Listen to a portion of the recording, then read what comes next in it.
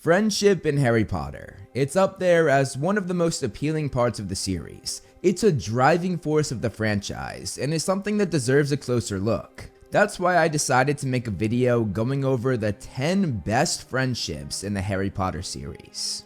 If you enjoy this video, please consider liking and sharing. It will greatly help the channel with the algorithm. And if you like what you see, hit that subscribe button, and you can also follow me on all of my other social medias, all of which are linked down below, and all of which house similar content that I make here on this channel.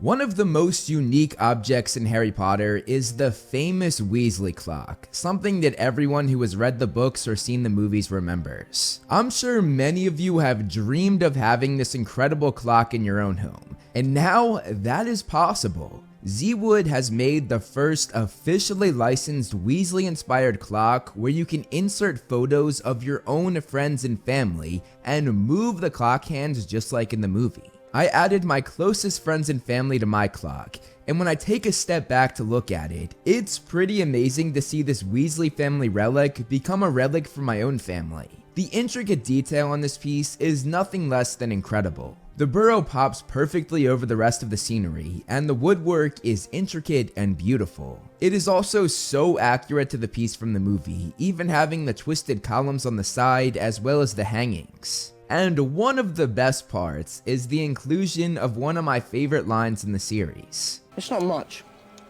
but it's home. The holiday season is just around the corner, and this is the perfect gift to keep all of your family members together. And with my coupon MOVIE10, you can get 10% off when you purchase. The product is linked down below if you want to check it out. It's an incredible product that every Harry Potter fan should have.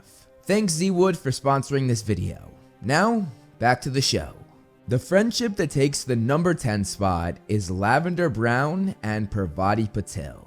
Unfortunately, movie fans won't know about this friendship whatsoever because the film just completely omitted it. They sort of replaced Lavender with Parvati's twin sister Padma, who in the novel was in Ravenclaw, not Gryffindor, and who wasn't really around that much other than for the Yule Ball. Parvati and Lavender were stuck together like glue. You would never see one without the other. They relished in gossiping together and always shared a laugh when whispering something in the other's ear. Most of the time, this was at someone else's expense though, the most common person being Hermione. Together, they also had a close relationship with Professor Trelawney, who they frequently visited, much like the trio did with Hagrid. Parvati was also a very protective friend, worrying about Ron hurting Lavender when she got together with him. This makes sense, seeing as he sort of hurt her sister Padma when he took her to the Yule Ball. Unfortunately, this friendship came to an end when the final book pretty much implied that Lavender died, something that the movie doubled down on. For some reason in Deathly Hallows Part 2, it's Padma laying Lavender to rest rather than Parvati, which always kind of rubbed me the wrong way. I really wish they had Parvati do this. In the number 9 spot, I'm putting Neville Longbottom and Luna Lovegood. Fans of the film will have a very different view of this relationship because they made Neville and Luna like each other. In the books though, they were never anything more than friends. Nevertheless, they bonded considerably when Dumbledore's army was formed, as they found a home there more than anyone else. This bonded them in a special way, and the following year in The Half-Blood Prince, they were the only two who checked their DA coin often enough to join the Battle of the Astronomy Tower. Nobody else but the two of them saw the call for help. And on top of that, they also fought side by side during the Battle of the Department of Mysteries and the Battle of Hogwarts. Rewinding a bit though, their friendship really hit the gas pedal when during the Deathly Hallows, they along with Ginny restarted the DA, and they spent all year working together to rebel against Snape and the Carrows. Neville also made it on Luna's mural in her bedroom where she painted those closest to her, all connected together with the word friends. The friendship at the number 8 spot is Dean Thomas and Seamus Finnegan. These two were comparable to Harry and Ron. They were not only roommates, but best friends. They were inseparable when in school, and their friendship went outside the castle as well. They often hung out when school was not in session, and Dean even went with Seamus and his mother to the Quidditch World Cup. Their friendship was also tested in the Order of the Phoenix when Seamus went against Harry, while Dean didn't really have any animosity toward Harry and joined the DA right away. This did not affect Seamus and Dean's friendship whatsoever though, showing just how strong their bond was. Dean ended up not being able to go to Hogwarts for their final year due to having to go on the run, but when he returned to Hogwarts for the final battle, they had a very wholesome moment where Seamus ecstatically ran to his best friend and hugged him. At number 7, the friendship I chose was Sirius Black and Remus Lupin. Their bond during their years at Hogwarts was very evident, even if they did take a backseat to Sirius and James's friendship. Their relationship got a little bit rocky during their time in the Order though, as both doubted the other, possibly thinking that the other was the spy in their group, which is the reason why they aren't higher on this list. They made up for this though when they were reunited all those years later, both asking for the other's forgiveness. They bonded over losing James and Lily and teaming up against Peter, and when the Order was reformed, they had each other's backs. Remus was there for Sirius when he was confined to Grimmauld Place, and he came to visit him very often to keep him company. Like several friendships on this list, their friendship tragically came to an end when Sirius died while fighting alongside Lupin in the Battle of the Department of Mysteries, and it happened right in front of Lupin's eyes. Interestingly, these two were so close that there's an entire branch of the fandom that thinks they were in love and even gave them a couple name Wolfstar. That tells you all you need to know. The friendship that comes in at number 6 is the Weasley twins and Lee Jordan. This is another friendship that those who haven't read the books wouldn't know about, which is a shame because it's honestly one of the best friendships in the books. Lee was a jokester and a troublemaker that was always by the twins' side. The majority of the moments the twins have in the films, Lee was there with them in the scene for the books, whether it was discovering secret passages in the castle, crossing the age line, tormenting Umbridge, joining the DA, developing their joke shop, and testing their products on students. Lee was also a huge part of helping the twins get their joke shop up and running, oftentimes sitting down with them to talk business. Lee was sad and lonely when Fred and George left during the Order of the Phoenix, but he continued what he and the twins had started, continuing to pull pranks on Umbridge following their departure. Coming in at number 5 is Rubeus Hagrid and Albus Dumbledore. One of Hagrid's most common lines in the series is, "Great man, Dumbledore." Great man, Dumbledore. Hagrid was eternally grateful to his former headmaster and respected him immensely. Dumbledore was there for Hagrid when nobody else was, ensuring that Hagrid still had a home at Hogwarts when he was expelled, and even secretly arranging for Hagrid to still be able to use magic, hiding part of his broken wand into a pink umbrella. Hagrid would do anything for Albus, which sometimes led to him being a little too passionate, like when he slammed Karkaroff onto a tree when he spat at Dumbledore's feet, or when he put a pig's tail on Dudley when Vernon insulted Albus. Hagrid was also very proud of their friendship, and was always very honored when Dumbledore entrusted him with something. Dumbledore also showed his faith in Hagrid in the very first chapter, saying that he would trust Hagrid with his life. Do you think it wise to trust Hagrid with something as important as this? I would trust Hagrid with my life.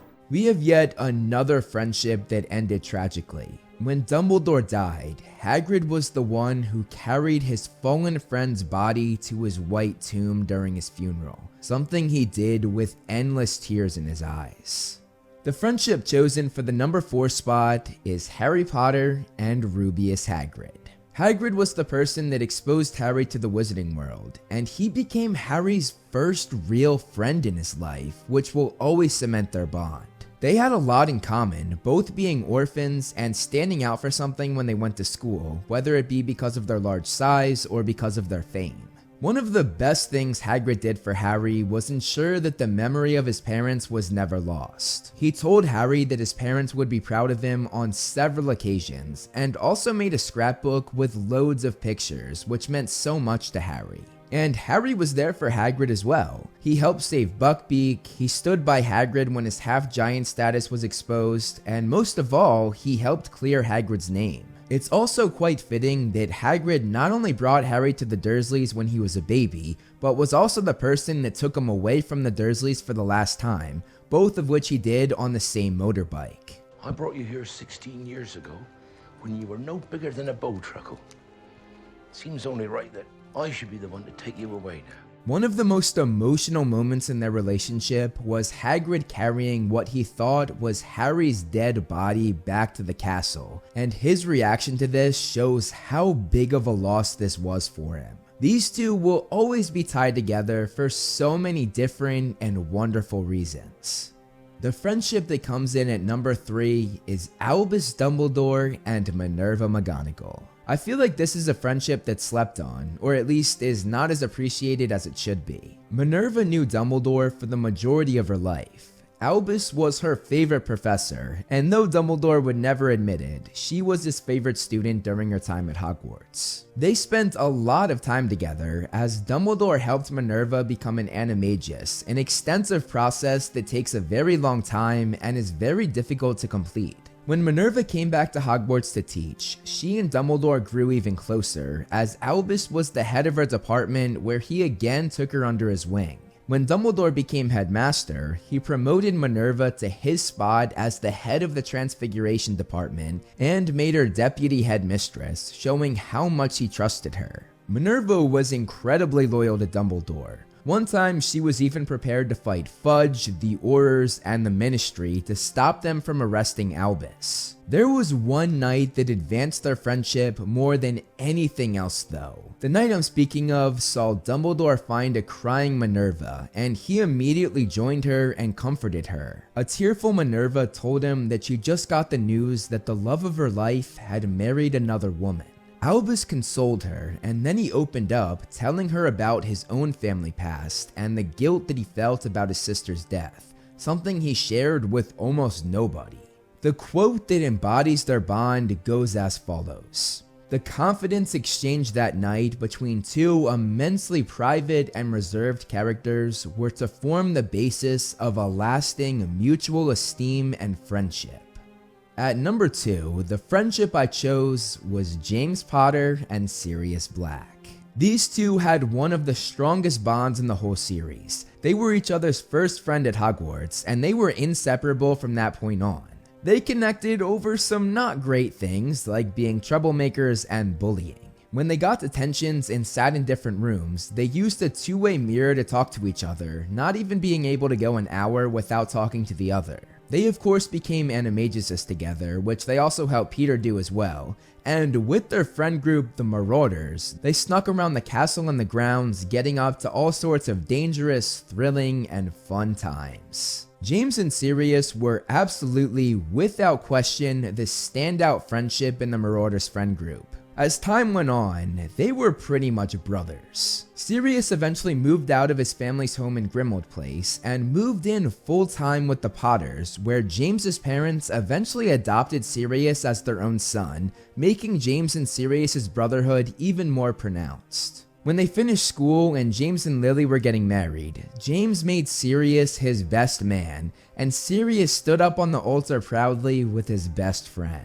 When Sirius discovered James and Lily's death, he was so upset that he was willing to commit murder, attempting to take Wormtail down for his betrayal. And this went even further because he was going to do the exact same thing over a decade later, still wanting to avenge James and Lily.